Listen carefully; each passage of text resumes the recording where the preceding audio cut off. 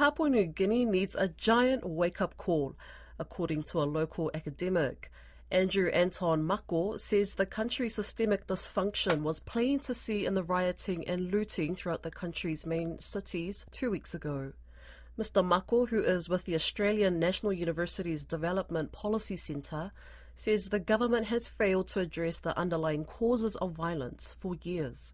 He spoke with Don Wiseman, firstly about how the outbreak of violence would have been avoided if systems had worked like they should. That deduction should not have happened if things were working properly. That information could have been already transmitted through the system so that not only the police officers but all the public servants could have been assured that there was a glitch in the system, and then they would send the money back. The extra deduction, they will return the money in the next pay or so. So I think that information could have been made available to the officers quickly so that the protest that happened should not have happened if they have done that. It's not the first time, though, is it? I think the PNG government is trying to present it as the sort of thing has never happened to us before, but it's just 18 months or so since an horrific election in which the violence level was at an all-time high.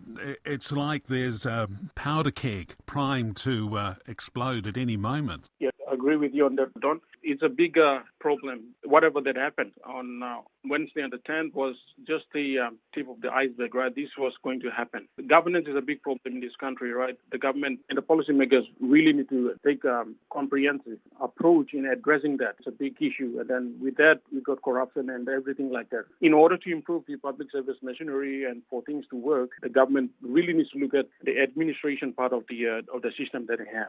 There's a whole series of areas around that, aren't there, in terms of training, staffing numbers, staffing pay, this sort of thing. It's been talked about for a long time. I've been covering stories about Papua New Guinea for years, and these similar sorts of things keep coming up in terms of the pressures on government departments and the pressure on wage earners and so on, but it just gets worse and worse. Over the last 20 years or so, there wasn't any comprehensive reform to look at the public service machinery. I think the last attempt by the government to look at this was 20 or so years ago when the late, say, Makara Moroto was the Prime Minister, right? So since then, there hasn't been any sort of reforms to improve governance, improve public sector efficiency and all that, right? So that's the bigger problem, right? We should have picked up where Sam Makara left. So it's a bigger problem. It goes back many years, but I think if we had done something in the last 20 years to pick up from where Sam Makara left in terms of comprehensive reform to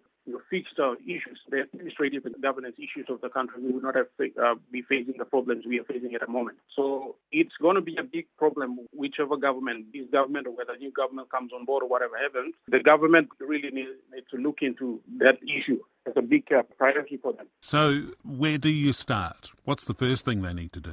It has to start from the leadership level, right? Firstly, the government needs to know that it's a big issue to start off with, and then to get into the hard work. It's not going to be easy. They have to really work on it for a number of years. I don't think it will happen overnight. They will have to come up with a reform agenda, work on it for the next 4 or 5 years, right? So at the moment, what we are seeing is that they come up with reviews and things like that, and that they don't follow up with the actual work that really needs to be done, right? So the government said, okay, it is a problem, and then we're going to set up a work plan for another 4 to 5 years to actually look at it. It's not going to happen overnight. Let's go back a wee way, because after the election in 2022, and there was a lot of talk about strengthening police and so on, and there have been a couple of legal changes that have given the police greater powers. I'm not sure whether any of those have been applied at this point, but what else has been done in that regard? Is that just something that was talked about then and put in the too hard basket? There have been some reforms, but I think it's really looking at things that trying to address the symptoms, right? They're not really trying to address the core issues. So, for example, the ICAC, the Independent Commission Against Corruption, is really to look at corruption at the grander level, but then there's a lot of things at play at the lower levels of the society. For example, unemployment is a big issue, right? So the crime rate and things like that are happening in Papua New Guinea. It's just because there is no jobs for the young people of this country. So it is about looking at what are the underlying issues that is actually driving the social issues. So whatever the looting and the things that happened on the 10th of January is a symptom of what is actually happening. There are underlying issues like unemployment is a big issue that the government needs to look at. The high cost of living pressure that people are facing. Inflation is a symptom of high cost of production and high cost of doing business in Papua New Guinea. So they will have to look at addressing the underlying issues, not the symptoms. So if you are addressing the